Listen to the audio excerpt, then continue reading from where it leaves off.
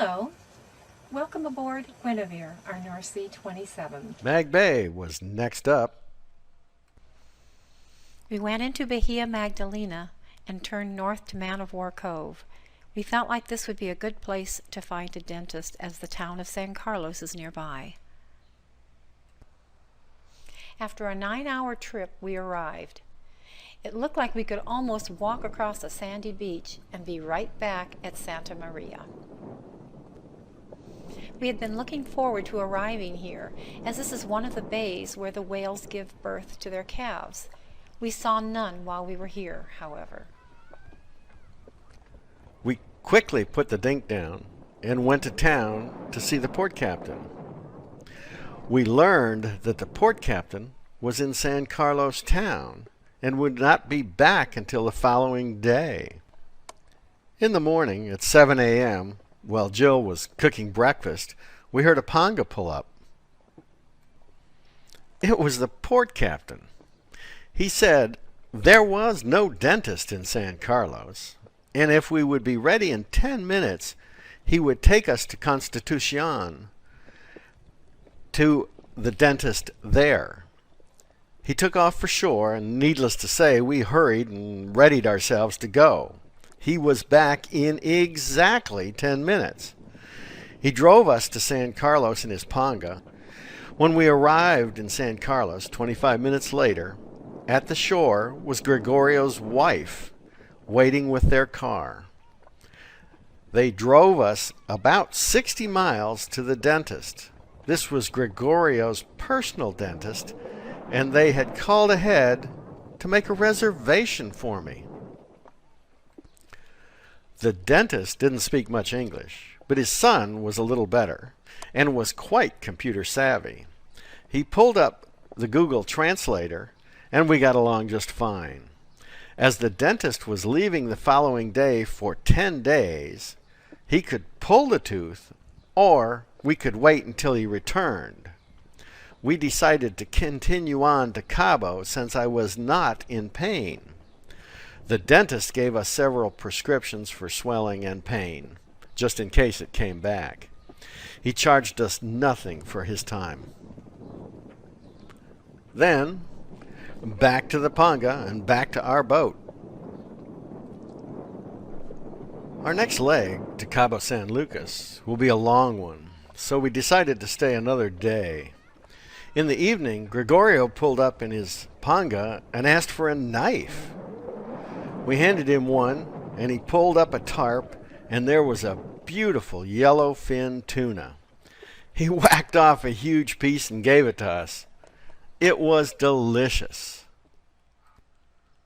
During our extra day here, we had the dink in the water already, so we went into town, walked along the beachfront, and found a wonderful little restaurant.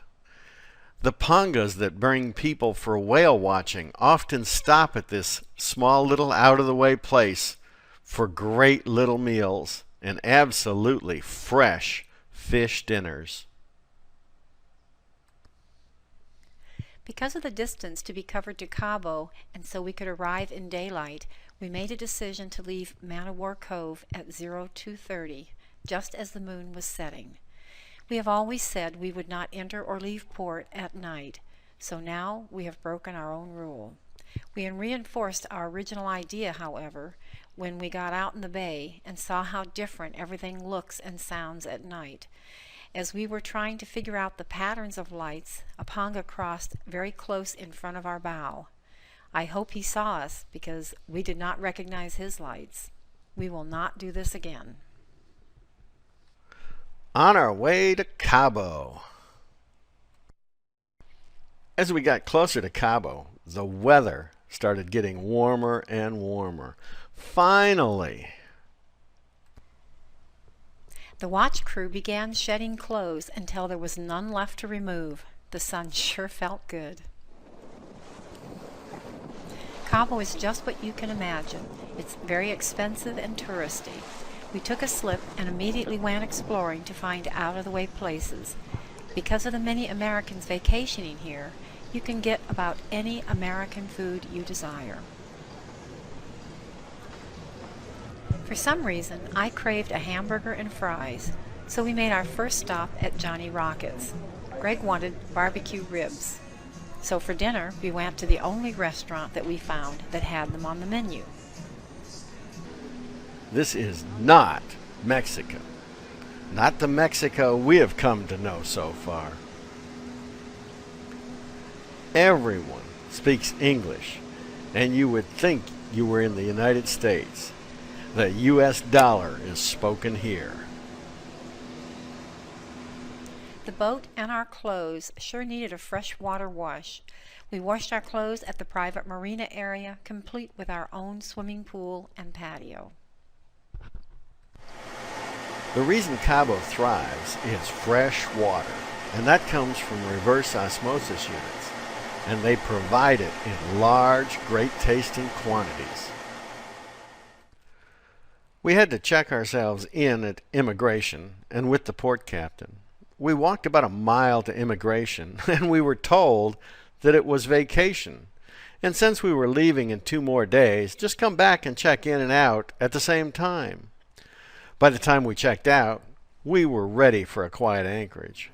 Cabo is a 24-hour-a-day town. It was great to be right in the middle of all the activities, but we tire of that fast. We knew we could find a dentist here, but at a very high cost. We also knew we could find one in La Paz at a much lower cost.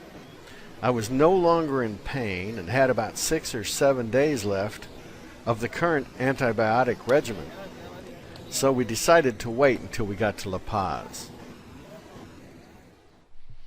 Just a note here, when we pulled into our slip at Cabo San Lucas, we had covered 1,559 nautical miles. That's 1,794 statute miles. I must now hold a fishing record. I have trailed a line for most of that way and have yet to catch one fish.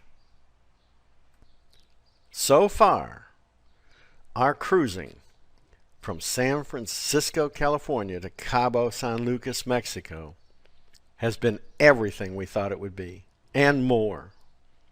We have had some very high highs, some lows, some adrenaline rushes, and some quiet times.